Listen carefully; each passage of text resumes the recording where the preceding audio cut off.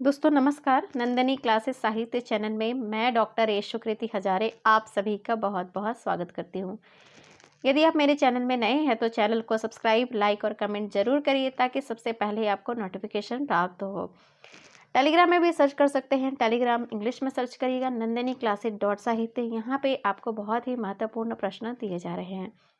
तो दोस्तों हम हजारी प्रसाद द्विवेदी जी का निबंध नाखून क्यों बढ़ते हैं इसके बारे में जानकारी लेते हैं। आइए चलते हैं निबंध की ओर। यह निबंध देखेंगे कि कल्पलता निबंध संग्रह में संकलित है, जिसमें हम देखेंगे कि प्राचीनता और नवीनता का समन्वय दिखाई देता है। इसमें एक मानवतावादी स्वर प्रमुख है। नाखून का बढ़ना पशुओं का प्रतीक है, तो नाखून का काटना मनुष्यता का प्रतीक है। तो दोस्तों नाखून क्यों बढ़ते हैं इसमें विचार प्रधान व्यक्तिनिष्ठ निबंध है। हजारी प्रसाद द्विवेदी का यहाँ पे निबंध की बात करें, नाखून क्यों बढ़ते हैं, उन्होंने किस पृष्ठभूमि को किस आधार को लेकर उन्होंने निबंध लिखा है। तो बात करें कि इसकी निबंध की पृष्ठभूमि जो है द्वितीय विश्व महायुद्ध की भयंकर परिणति और आधुनिक भारत की सामाजिक विषमता इसमें दिखाई देती है। वैज्ञानिक उपलब्धियों का जो विकृत रूप हिरोशिमा में नरसंहार के रूप में देखने को मिला, उसे समस्त विश्व की मानवता कांप उठी। सभ्यता के नाम पर विकसित सामाजिक स्वार्थ का जो नंगा नाच शुरू हुआ, जाति, धर्म और क्षेत्र के नाम पर जो संकीर्णता आई, उसका जघन्य रूप महात्मा गांधी हत्याकांड के रूप में सामने आया। इन दो ऐतिहासिक घटनाओं से मानवता कलंकित हुई और इसी दो के नाम पर जो उपलब्धियों पर एक प्रश्न चिन्ह सा लग गया और हजारी प्रसाद द्विवेदी का संवेदनशील हृदय मौन नहीं रह सका, जिससे नाखून क्यों बढ़ते हैं निबंध की पृष्ठभूमि निर्मित हुई। नाखून क्यों बढ़ते हैं निबंध का विषय मानव संस्कृति के क्रमिक विकास और विज्ञान के आलोक में बढ़ती नरसंहार की वृत्ति जैसे दो विषम बिंदुओं को समाहित करता है।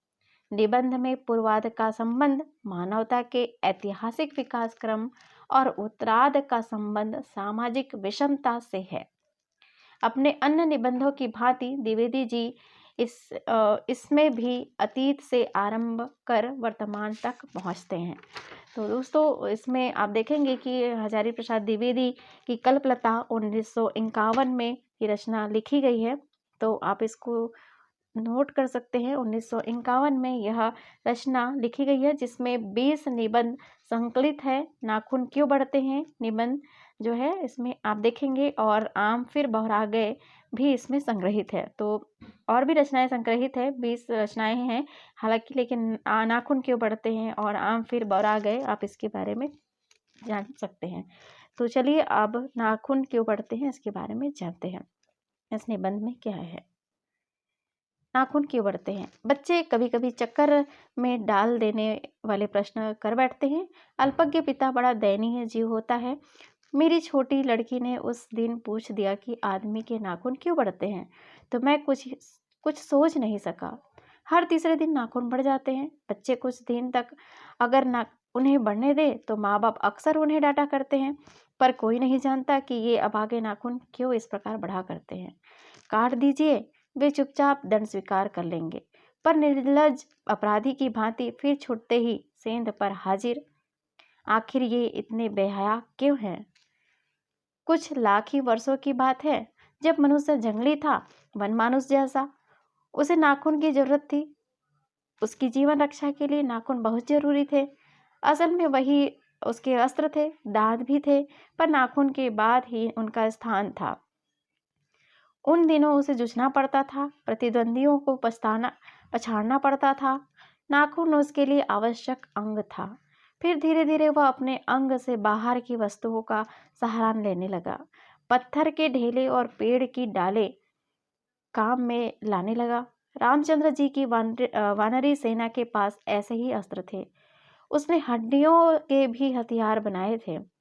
इन हड्डी के हथियारों में सबसे मजबूत और सबसे ऐतिहासिक था देवताओं के राजा का वज्र, जो दधीचि मुनि की हड्डियों से बना था। मनुष्य और आगे बढ़ा। उसने धातु के हथियार बनाए, जिनके पास लोहे के शस्त्र और अस्त्र थे। वे विजयी हुए। देवताओं के राजा तक को मनुष्य के राजा से इसलिए सहायता लेनी पड़ती थी। मनुष्य के राजा के पास लोहे के अस्त्र थे, असुरों के पास अनेक विद्याएं थीं, पर लोहे के अस्त्र नहीं थे। शायद घोड़े भी नहीं थे। आर्यों के पास ये दोनों चीजें थीं। आर्य विजयी हुए। फिर इतिहास अपनी गति पर बढ़ता गया। नाग हारे, सुपर्ण हारे, यक्ष हारे, गंधर्व हारे, असुर हारे, राक्षस हारे।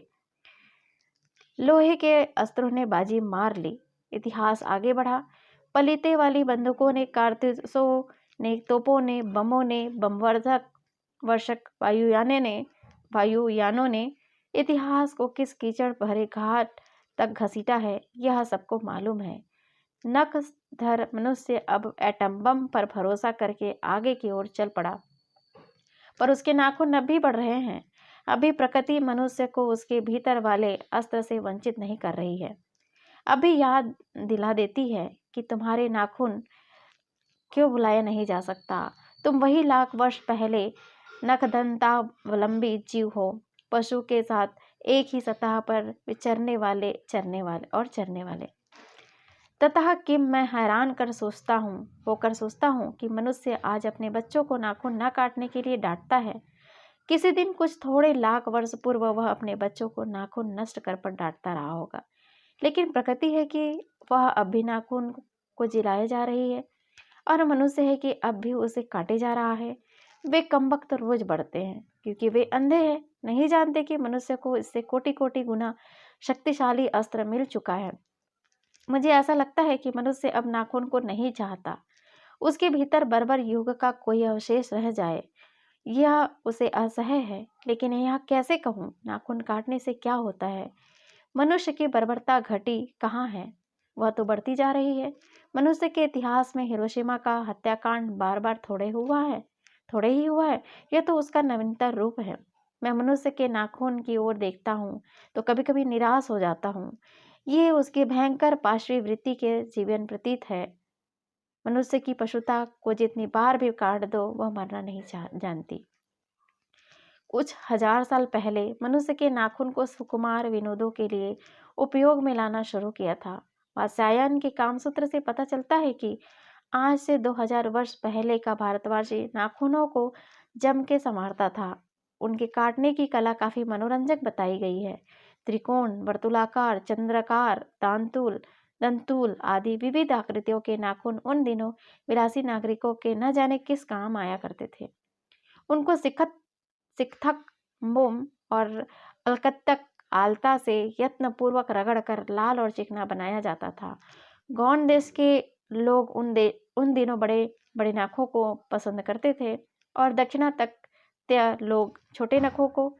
अपनी अपनी रुचि है, देश की भी और काल की भी। लेकिन समस्त अधोगामिनी वृत्तियों की ओर नीचे खींचने वाली वस्तुओं को भारतवर्ष ने मनुष्योचित बनाया। यह बात चाहूं भी तो भूल नहीं सकता। मानव शरीर का अध्ययन करने वाले प्राणी विज्ञानियों का निश्चित मत है कि मानव चित्त की भांति मानव शरीर में भी बहुत सी अभ्यासजन्य सहज वृत्तियां रह गई हैं। दीर्घ काल तक उनकी आवश्यकता रही। अतएव शरीर ने अपने भीतर एक ऐसा गुण पैदा कर लिया कि वे वृत्तियां अनायास ही और शरीर के अनजान में भी अपने अपने काम करती है।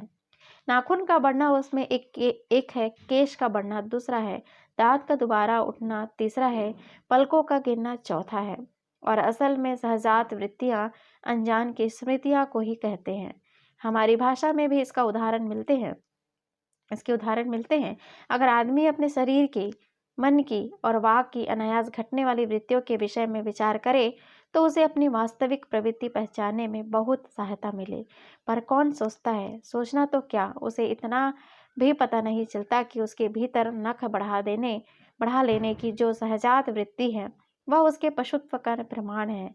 उन्हें काटने की जो प्रवृत्ति है वह उसकी मनुष्यता की निशानी है। और यद्यपि पशुत्व के चिन्ह उसके भीतर रह गए हैं, पर वह पशुत्व को छोड़ चुका है। पशु बनकर वह आगे नहीं बढ़ सकता। उसे कोई और रास्ता खोजना चाहिए। अस्त्र बढ़ाने की प्रवृत्ति मनुष्यता की विरोधिनी है। मेरा मन पूछता है किशोर, मनुष्य किशोर बढ़ रहा है, पशुता की ओर या मनुष्यता की ओर, अस्त्र बढ़ाने की ओर या अस्त्र काटने की ओर? मेरी निर्बोध बालिका ने मानो मनुष्य जाति से ही प्रश्न किया। जानते हो नाखून क्यों बढ़ते हैं? ये हमारी पशुता के अवशेष है। मैं भी पूछता हूँ, जानते हो ये अस्त्र शस्त्र क्यों बढ़ रहे हैं? ये हमारी पशुता की निशानी है। भारतीय भाषाओं में प्रायः ही अंग्रेजी के इंडिपेंडेंस शब्द का समानार्थक शब्द नहीं व्यवहृत होता। 15 अगस्त को जब अंग्रेजी भाषा के पत्र इंडिपेंडेंस की घोषणा कर रहे थे, देशी भाषा के पत्र स्वाधीनता दिवस की चर्चा कर रहे थे। इंडिपेंडेंस का अर्थ अधीनता या किसी की अधीनता का अभाव, पर स्वाधीनता शब्द का अर्थ है अपने ही अधीन रहना। अंग्रेजी में कहना हो तो सेल्फ डिफेंस कह सकते हैं। मैं कभी कभी सोचता हूँ कि इतने दिनों तक अंग्रेजी की अनुवर्तिता करने के बाद भी भारतवर्ष इंडिपेंडेंस को अधीनता क्यों नहीं कर सका? उसने अपनी आज़ादी में के जितने भी नामकरण किए, स्वतंत्रता, स्वराज्य, स्वाधीनता, उन सब में स्व का बंधन अवश्य रखा। यह क्या संयोग की बात है कि हमारी समूची परंपरा का ही अनजान में हमारी भाषा के द्वारा प्रकट होती रही है। मुझे प्राणी विज्ञान की बात फिर याद आती है। सहजात वृत्ति अनजानी स्मृतियों का ही नाम है। स्वराज होने के बाद स्वभावतः ही हमारे नेता और विचारशील नागरिक सोचने लगे हैं कि इस देश के सच्चे अर्थ में सुखी कैसे बनाया जाए। हमारे देश के लोग पहली बार यह सब सोचने लगे हैं। ऐसी बात नहीं है। हमारा इतिहास बहुत पुराना है। हमारे शास्त्रों में इस समस्या को नाना भावों और नाना पहलुओं से विचारा गया है। हम कोई नौसिखियों नहीं हैं जो रातों रात अनजान जंगल में पहुंचाकर आरक्षित छोड़ दिए गए हों। हमारी परंपरा महिमामयी, उत्तराधिकार विपुल और संस्कार विज्वल है। हमारे अनजान में भी ये बातें हमें एक खास दिशा में सोचने की प्रेरणा देती है। यह जरूर है कि परिस्थितियां बदल गई है, उपकरण नए हो गए हैं और उलझनों की मात्रा भी बहुत बढ़ गई है, पर मूल समस्याएं बहुत अधिक नहीं बदली है। भारतीय चित्त जो आज भी अधीनता के रूप में न सोचकर स्वाधीनता के रूप में सोचता है, वह हमारे दीर्घकालीन संस्कारों का फल है। वह स्व के बंधन को आसानी से नहीं छोड़ सकता। अपने आप के द्वारा लगाया हुआ बंधन हमारी संस्कृति की बड़ी भारी विशेषता है। मैं ऐसा तो नहीं मानता कि जो कुछ हमारा पुराना है, जो कुछ हमारा विशेष है, उससे हम चिपटे ही रहे। पुराने का मोह सब समय वांछनीय ही नहीं होता। मरे बच्चे को गोद में दबाए रहने वाली बंदरिया मनुष्य का आदर्श नहीं बन सकती। परंतु मैं ऐसा भी नहीं सोच सकता कि हम नई संधिस्ता के नशे में चूर होकर अपना सर्वस्व खो दे। कालिदास ने कहा था, सब पुराने अच्छे नहीं होते, सब नए खराब ही नहीं होते। भले लोग दोनों की जांच कर लेते हैं, जो हितकर होता है उसे ग्रहण करते हैं और मूढ़ लोग दूसरों के इशारे पर भटकते रहते हैं। सो हमें परीक्षा करके ही बात सोच लेनी होगी। अगर हमारे पूर्व संचित भंडार में वह हितकर वस्तु निकल आए तो इससे बढ़कर और क्या हो सकता है। जातियां इस देश में अनेक आई है, लड़ती झगड़ती भी रही है, फिर प्रेम पूर्वक बस भी गई है। सभ्यता के नाना सीढ़ियों पर खड़ी और नाना और मुख करके चलने वाली इन जातियों के लिए एक सामान्य धर्म खोज निकालना कोई सहज बात नहीं थी। भारतवर्ष के ऋषियों ने अनेक प्रकार से इस समस्या को सुलझाने की कोशिश की थी, पर एक बात उन्होंने लक्ष्य की थी, समस्त वर्णों और समस्त जातियों का एक सामान्य आदर्श भी है, वह है अपने ही बंधनों से अपने को बांधना। मनुष्य पशु से किस बात से भिन्न है? आहार, निद्रा आदि पशु सुलभ स्वभाव उसके ठीक वैसे ही है जैसे अन्य प्राणियों के, लेकिन वह फिर भी पशु से भिन्न है। उसमें संयम है, दूसरे के सुख दुख के प्रति संवेदना है, श्रद्धा है, तप है, त्याग है। यह मनुष्य के स्वयं के उद्भावित बंधन है। इसलिए मनुष्य झगड़े टंटे को अपना आदर्श नहीं मानता, गुस्से में आकर चढ़ दौड़ने वाले अविवेकी को बुरा समझता है और वचन, मन और शरीर से किए गए सत्याचरण को गलत आचरण मानता है। यह किसी भी जाति या वर्ण या समुदाय का धर्म नहीं है। यह मनुष्य मात्र का धर्म है। महाभारत में इसलिए निर्वैर भाव, सत्य और अक्रोध का सब वर्णों का सामान्य धर्म कहा है। एतद्धि त्रितयम श्रेष्ठ सर्वभूतेषु भारत, निर्वैरता महाराज सत्यम क्रोध एव च। अन्यत्र इसमें निरंतर दानशीलता को भी गिनाया गया है। अनुशासन की बात करते हैं, गौतम ने ठीक ही कहा था कि मनुष्य की मनुष्यता यही है कि यह सबके दुख सुख को सहानुभूति के साथ देखता है। यह आत्मनिर्मित बंधन है, मनुष्य को मनुष्य बनाता है। अहिंसा, सत्य और अक्रोध मूलक धर्म का मूल उत्स यही है। मुझे आश्चर्य होता है कि अनजान में भी हमारी भाषा में यह भाव कैसे रह गया है, लेकिन मुझे नाखून के बढ़ने पर आश्चर्य हुआ है। अज्ञान सर्वत्र आदमी को पछाड़ता है और आदमी है कि सदा उसे लोहा लेने को कमर कसे हैं। मनुष्य को सुख कैसे मिलेगा? बड़े बड़े नेता कहते हैं वस्तुओं की कमी है और मशीन बैठाओ और उत्पादन बढ़ाओ और धन की वृद्धि करो और बाह्य उपकरणों की ताकत बढ़ाओ। एक बूढ़ा कहता था, बाहर नहीं भीतर की ओर देखो, हिंसा को मन से दूर करो, मिथ्या को हटाओ, क्रोध और द्वेष को दूर करो, लोग के लिए कष्ट सहो, आराम की बात मत सोचो, प्रेम की बात सोचो, आत्मतोषण की बात सोचो, काम करने की बात सोचो। उसने कहा, प्रेम ही बड़ी चीज है, क्योंकि हमारे भीतर है, वह हमारे भीतर है। उच्च श्रृंखला पशु की प्रवृत्ति है, स्व का बंधन मनुष्य का स्वभाव है। बूढ़े की बात अच्छी लगी है या नहीं पता नहीं, उसे गोली मार दी गई। आदमी के नाखून बढ़ने की प्रवृत्ति ही हावी हुई। मैं हैरान होकर सोचता हूँ, बूढ़े ने कितनी गहराई में बैठकर मनुष्य की वास्तविक चरितार्थ का पता लगाया था। ऐसा कोई दिन आ सकता है जबकि मनुष्य के नाखून का बढ़ना बंद हो जाएगा। प्राणी शास्त्रियों का ऐसा अनुमान है कि मनुष्य का अनावश्यक अंग उसी प्रकार झड़ जाएगा जिस प्रकार उसी पूंछ झड़ जाएगी।